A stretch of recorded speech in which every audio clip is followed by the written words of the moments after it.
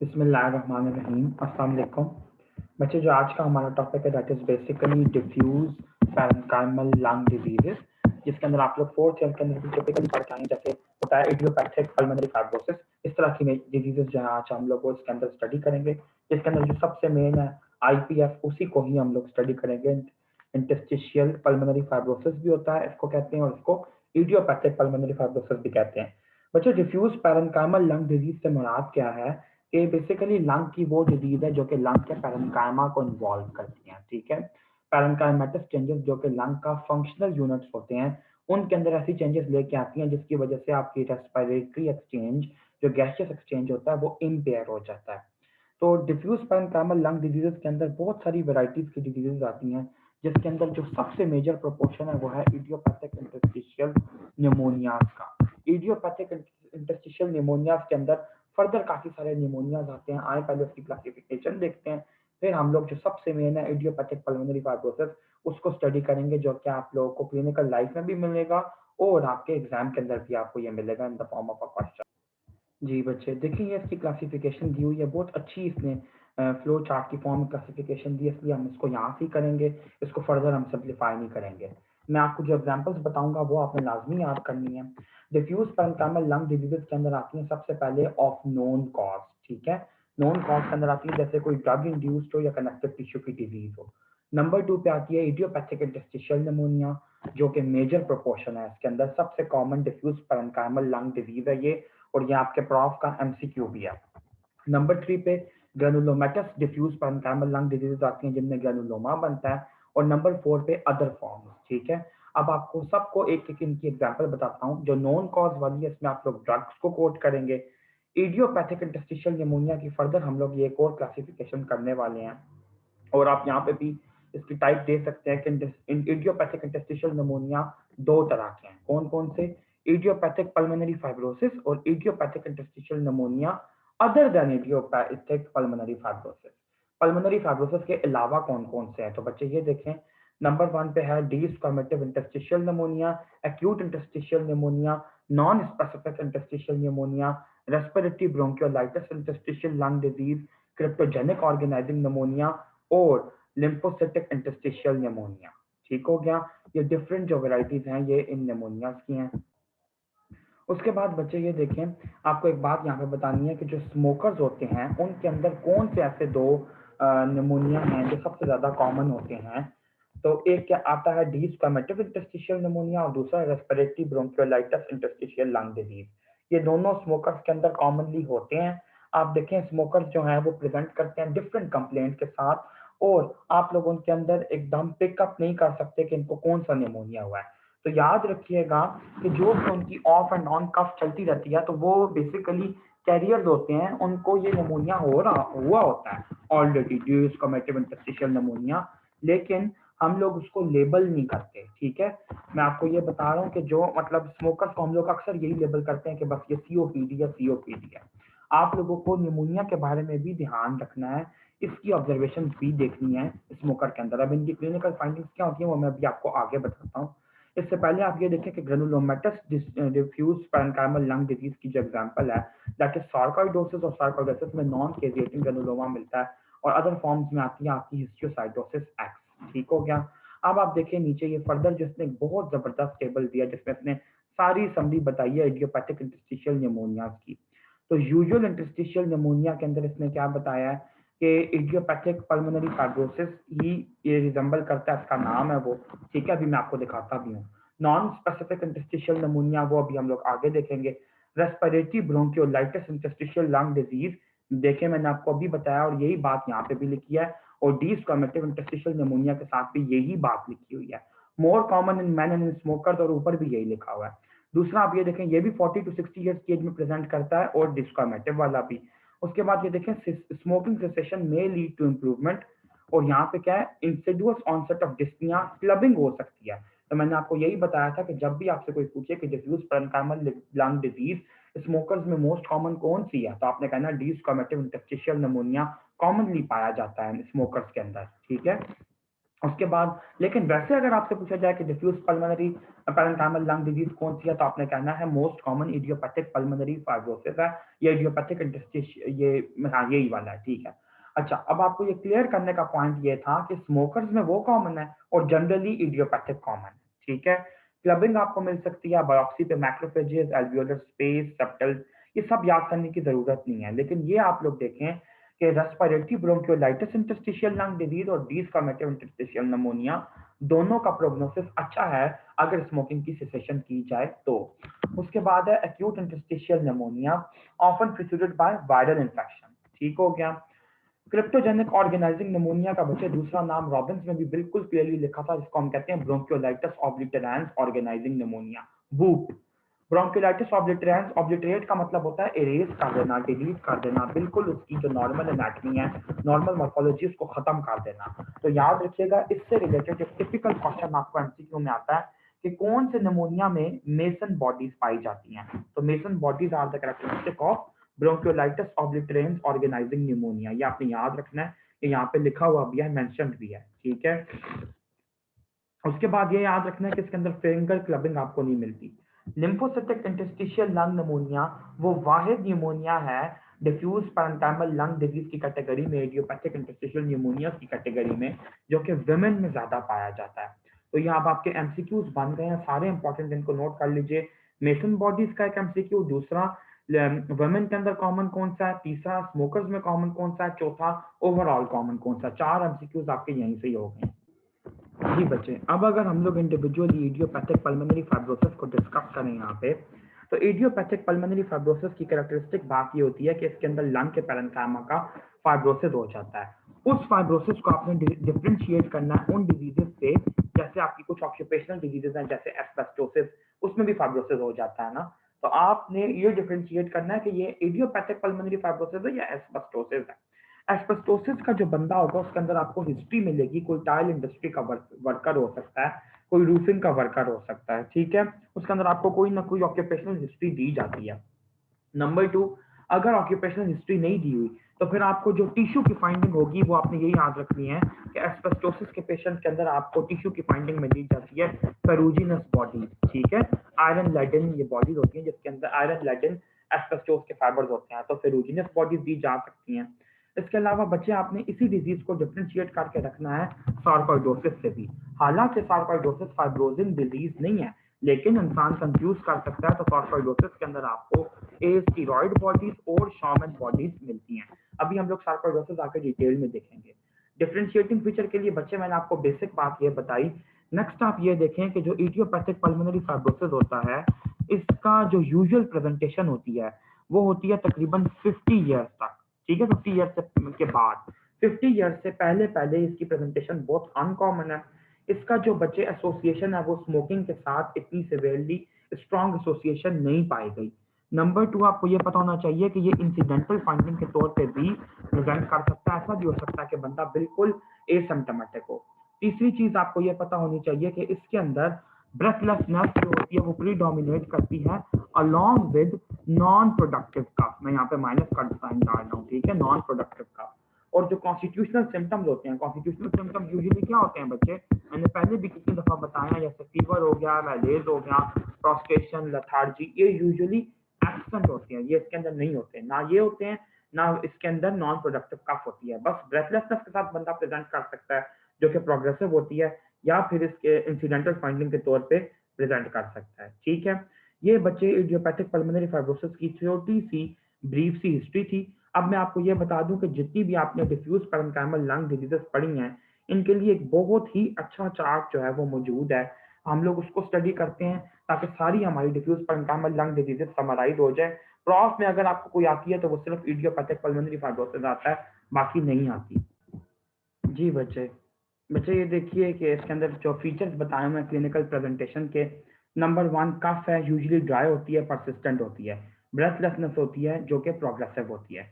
Examination की findings आएंगे बच्चे तो आपको ट्रिपल सी फाइंडिंग्स मिलेंगी। ट्रिपल सीन को हम कहते हैं।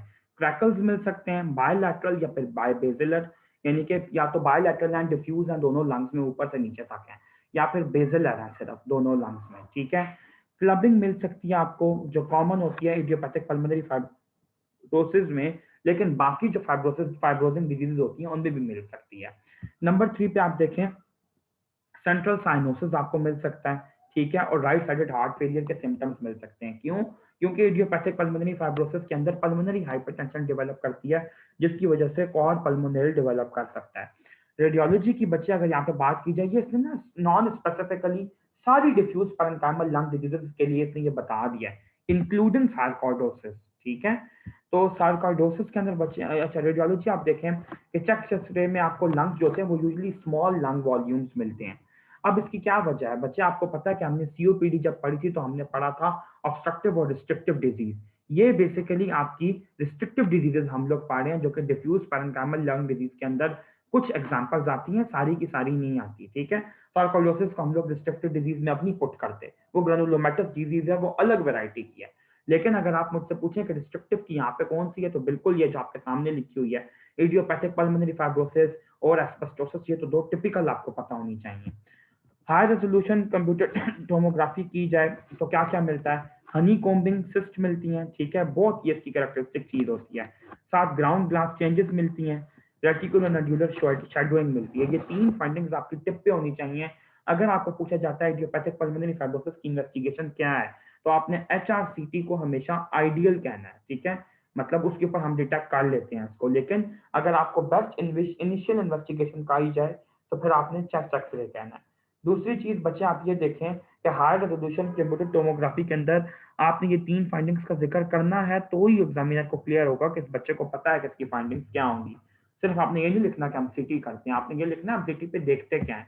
पल्मोनरी फंक्शन टेस्ट भी आप लोग देख सकते हैं, जिसके अंदर आपको FE1 ओवर FPC रेशियो जाए, या तो वो 80% मिलेगा या इंक्रीज मिलेगा। उसके बाद बच्चे देखें हमने इन्वेस्टिगेशन मेन पढ़ ली हैं कि चेस्ट एक्सरे हमने कराना और HRCT करवाना है। अगर फुल आप प्रोफाइल देखें डिफ्यूज पल्मोनरी लंग डिजीज में क्या होता है, और डेविडसन के अंदर इडियोपैथिक पल्मोनरी फाइब्रोसिस की जो इन्वेस्टिगेशन हैं, बेसिकली आप समझ लें कि वो इसी टेबल में समराइज है। तो इन्वेस्टिगेशन में बच्चे सबसे पहले आपके आ गई लैब इन्वेस्टिगेशन, जिसके अंदर हम लोग जो बेसिक प्रोफाइल होती है फुल ब्लड काउंट करा लेते हैं और कैल्शियम लाजमी करवाते हैं सार्कोइडोसिस को रूल आउट करने के लिए। सार्कोइडोसिस के अंदर कैल्शियम के लेवल्स इंक्रीज होते हैं, ठीक है, क्योंकि विटामिन डी के लेवल्स इंक्रीज होते हैं। इसके अलावा आप सीरम एस जो है वो करवा सकते हैं, एंजियोटेंसिन कन्वर्टिंग एंजाइम की एक्टिविटी वो भी सार्कोइडोसिस में एनहांस होती है। ये हम लोग जनरली बात कर रहे हैं डिफ्यूज पैरेन्काइमल लंग डिजीजेस की इन्वेस्टिगेशन की, ठीक है। लैक्टेट डिहाइड्रोजनेज जो होता है वो भी एलिवेटेड हो सकता है। बस आप लोग इतनी 3 इन्वेस्टिगेशन तक रहें ऊपर वाली में, ठीक है। रेडियोलॉजी पे बच्चे मैंने आपको अभी बताया है कि डिफ्यूज जो आपकी पैरेन्काइमल लंग डिजीजेस हैं उसके ऊपर आपको फाइब्रोसिस मिल सकता है, श्रंकन लंग मिल सकते हैं, साथ ही साथ हनीकॉम्बिंग मिल सकती है। लेकिन अगर मैं इडियोपैथिक पल्मोनरी फाइब्रोसिस की इन्वेस्टिगेशन की स्पेसिफिकली बात करूं, तो HRCT के ऊपर आपको ये वाली फाइंडिंग्स लाजमी आपने लिखनी है कि हमें मिलती हैं। नंबर 1 है पैची प्रिडोमिनेंटली पेरिफेरल, ठीक है, सेंट्रल भी हो सकती है, लेकिन पैची प्रिडोमिनेंटली पेरिफेरल सब प्लूरल, ठीक हो गया, सब प्लूरल यानी कि बिल्कुल प्लूरा के इमीडिएटली नीचे लंग के पैरेन्काइमा में सब प्लूरल, और बेजल रेटिकुलर पैटर्न मिलता है फाइब्रोसिस का, ठीक है। ये कैरेक्टरिस्टिक फाइंडिंग है आपके HRCT की इडियोपैथिक पल्मोनरी फाइब्रोसिस में। उसके अलावा नंबर 2 पे आप ये देखें कि अगर एडवांस डिजीज है तो हनीकॉम्ब सिस्ट्स मिलेंगी आपको, ठीक है। हनीकॉम्ब सिस्ट्स मैं काफी देर से कह रहा हूँ ये क्या होती हैं। और तीसरे नंबर पे आपको ट्रैक्शन ब्रोंकिएक्टेसिस मिलेगा। ये ब्रोंकिएक्टेसिस बीच में कहाँ से आया बच्चे? ब्रोंकिएक्टेसिस होता है परमानेंट डायलेटेशन ऑफ एयरवेज, ठीक है। इन दो चीजों का आपको मतलब समझा दूं, जैसे आपके जो हनी कॉम्ब्स होते हैं वो ऐसे करके अपेयर होता है ना, जो शायद की मक्खी का छत्ता होता है, तो बिल्कुल ऐसे करके आपको सिस्ट की अपीयरेंस मिल सकती है। और ट्रैक्शन ब्रोंकिएक्टेसिस क्या होता है बच्चे? ट्रैक्शन का मतलब होता है फोर्स, ब्रोंकिएक्टेसिस का मतलब है एयरवेज का परमानेंटली डायलेट हो जाना। तो जो नॉर्मल एयरवेज यहाँ पे मौजूद हैं उनके इर्द गिर्द फॉर एग्जाम्पल फाइब्रोसिस जब होगा, तो फाइब्रोसिस जो होता है वो ऐसे बैंड्स की फॉर्म्स में भी हो सकता होता है ना, तो ये ऐसे पुल एक्सर्ट करता है, ठीक है, ऐसे मतलब खींच लेता है ऐसे। जब ये एयरवेज का अपनी तरफ खींचेगा तो ये ऐसे डायलेट कर जाएंगी, खुल जाएंगी, ठीक हो गया। ये ट्रैक्शन ब्रोंकिएक्टेसिस है, ये रेडियोलॉजिकल फाइंडिंग है। इसको आपने वो वाला ब्रोंकिएक्टेसिस नहीं बना देना जो कि एक प्रॉपर इलनेस है। उसके बाद बच्चे ये देखें पल्मोनरी फंक्शन आपने टेस्ट कर लिया स्पायरोमेट्री के थ्रू, ये भी हो गया। ब्रोंकोस और मैंने आपको FE1/FPC रेशो का बताया हुआ सब रिस्ट्रिक्टिव डिजीज में कि वो क्या होती है। ब्रोंकोस्कोपी की अगर बात की जाए बच्चे तो इसके अंदर हम 3 चीजें करते हैं, ब्रोंकियो अल्वेओलर लेवाज, ट्रांस ब्रोंकियल बायोप्सी या ब्रोंकियल बायोप्सी, ठीक है। ब्रोंकियो अल्वेओलर लेवाज जो है बच्चे ये आपके इओसिनोफिलिक और ड्रग इंड्यूस न्यूमोनाइटिस में ज्यादा यूजफुल होता है। जो ट्रांस ब्रोंकियल बायोप्सी है ये सार्कोइडोसिस में और मैलिग्नेंसी में ज्यादा यूजफुल होती है, और जो ब्रोंकियल बायोप्सीज है ये भी सार्कोइडोसिस के अंदर। लेकिन अगर आपकी बुक की ही यहाँ पे बात की जाए, ये देखें बच्चे, तो आपकी बुक में ये वाला क्लियर मेंशन्ड है कि ब्रोंकोस्कोपी जो होती है वो सेल्डमली इंडिकेट की जाती है, वो कोई इतना हम लोग उसके ऊपर नहीं जाते, उससे पहले ही डायग्नोज हो जाता है, ठीक हो गया। और अगर आपको ब्रोंकोस्कोपी पे कोई और फाइंडिंग्स मिल रही हैं तो आपने इडियोपैथिक पल्मोनरी फाइब्रोसिस के बजाय और डायग्नोसिस के बारे में भी सोचना है। इसके अलावा बच्चे एक और आपकी टेक्निक होती है जिसको हम कहते हैं VATS, VATS, VATS, video assisted thoracoscopy lung thoracoscopic lung procedure, ठीक है। या आपसे अक्सर सर्जरी में बेले एंड लव में भी MCQ पूछा जाता है। तो ये बच्चे वीडियो असिस्टेड होती है, इसके जरिए हम लोग पैथोलॉजी को क्लासिफाई कर लेते हैं और वीडियो के जरिए हम लोग देख लेते हैं कि हमें मैक्रोस्कोपिकली अपीयरेंस क्या मिल रही है। बाकी आपको पता है कि जो लिवर की बायोप्सी होती है उसमें नॉन कैरियोटिक ग्रेनुलोमा देखने के लिए मतलब सार्कोइडोसिस के लिए वो इंडिकेटेड है, ठीक हो गया। ये थी बच्चे आपकी generalised investigation diffuse parenchymal lung disease के लिए, और बीच बीच में मैंने आपको पॉइंट आउट करके बताया है इडियोपैथिक पल्मोनरी फाइब्रोसिस में क्या क्या फाइंडिंग्स मिलेंगी। बच्चे ये जो टॉपिक था ये दोनों ओवरलैपिंग टॉपिक्स हैं, डिफ्यूज पैरेन्काइमल लंग डिजीज और इडियोपैथिक लंग फाइब्रोसिस, तो इसलिए आप लोगों को ये थोड़ा सा मिक्स होते हुए लगेगा, ठीक हो गया। बच्चे इडियोपैथिक पल्मोनरी फाइब्रोसिस का जो ट्रीटमेंट होता है वो 4 हेडिंग्स में लाया करता है, सपोर्टिव, मेडिसिनल, सर्जिकल और पल्मोनरी रिहैबिलिटेशन। सपोर्टिव ट्रीटमेंट में आप लोग ये देखेंगे कि पेशेंट को जिस वक्त भी रेस्पिरेटरी इंसफिशिएंसी होती है या अगर एडवांस डिजीज है तो आपके पास ऑक्सीजन की सपोर्ट मौजूद होनी चाहिए, ठीक है। नंबर 2 पे बच्चे आपके पास वो सारी ड्रग्स मौजूद होनी चाहिए जो कि रेस्पिरेटरी ट्रैक्ट को क्लियर करने में काम आ सकती हैं, जैसे ब्रोंकोडायलेटर्स वगैरह। लेकिन ब्रोंकोडायलेटर्स की इफेक्टिवनेस इतनी नहीं पाई गई इस कंडीशन में, क्योंकि जो फाइब्रोसिस होता है वो सिवियर किस्म का होता है और ब्रोंकोडायलेटर कोलेजनाइजेशन को ओवरकम नहीं कर सकते, ठीक है। नंबर 2 पे बच्चे मेडिसिनल ट्रीटमेंट की अगर बात की जाए तो 2 ड्रग्स जो हैं वो इंडिकेट की गई हैं इडियोपैथिक पल्मोनरी फाइब्रोसिस के केस में। एक होती है आपकी एंटी फाइब्रोटिक ड्रग और दूसरी होती है जिसको हम लोग कहते हैं कि टायरोसिन है, टायरोसिन काइनेज का इनहिबिटर है।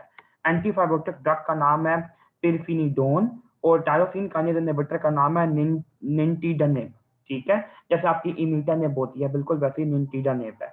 अब इनका काम क्या होता है ये मैं अभी आप लोगों को एक फ्लो चार्ट दिखाता हूँ फिर भी बताता हूँ। और जो आपके सर्जिकल ट्रीटमेंट है इसके अंदर आता है लंग ट्रांसप्लांट, और आपका पेशेंट अगर सर्जरी अंडर को कर गया है या नहीं, अगर अभी भी सर्जरी से पहले भी मेडिसिनल ट्रीटमेंट जब ले रहा है तब भी आप उसकी पल्मोनरी रिहेबिलिटेशन और पल्मोनरी एक्सरसाइजेस को मतलब उसको एनकरेज करेंगे वो करने के लिए, ठीक है। उसके बाद बच्चे देखें ये आप लोगों के लिए एक चार्ट डाउनलोड किया, बहुत अच्छा ये चार्ट है आपको ये बताने के लिए कि इडियोपैथिक पल्मोनरी फाइब्रोसिस का प्रोबेबल ट्रीटमेंट क्या होना चाहिए, ठीक है। लेकिन ये जो मैंने चार्ट है ये इसलिए नहीं दिखाया कि ये कोई किसी अमेरिकन सोसाइटी या ब्रिटिश सोसाइटी का चार्ट है, ये एक प्रोबेबल फ्लो चार्ट है ये दिखाने के लिए कि ये ट्रीटमेंट होना चाहिए, रिसर्च बेस्ड चार्ट है। तो बच्चे हम इडियोपैथिक पल्मोनरी फाइब्रोसिस को ट्रीट करते हुए FE1/FPC रेशो नहीं देखते, ट्रीटमेंट के दौरान मैं कह रहा हूँ, डायग्नोसिस के लिए देखते हैं, ट्रीटमेंट के लिए हम रेशो देखने के बजाय हम लोग सिर्फ देखते हैं जो फोर्स वाइटल कैपेसिटी होती है और DLCO जो होता है आपको होती है डिफ्यूजिंग कैपेसिटी कार्बन मोनोऑक्साइड की अक्रॉस योर लंग मेम्ब्रेन, ठीक है। तो माइल्ड टू मॉडरेट ट्रीटमेंट के अंदर आपने ड्रग इंडिकेट किया है पेफिनाडोन जो कि आपकी एंटी फाइब्रोटिक ड्रग है, ठीक है। नंबर 2 पे आप लोग आएंगे 6 से 12 मंथ्स के लिए चेक करेंगे पेशेंट को ये देने के बाद, अगर वो स्टेबलाइज होता है और या इंप्रूवमेंट आती है और FPC 10% से कम हो जाती है या DLCO इससे 15% से कम, तो फिर भी आपने ट्रीटमेंट कंटिन्यू करना है।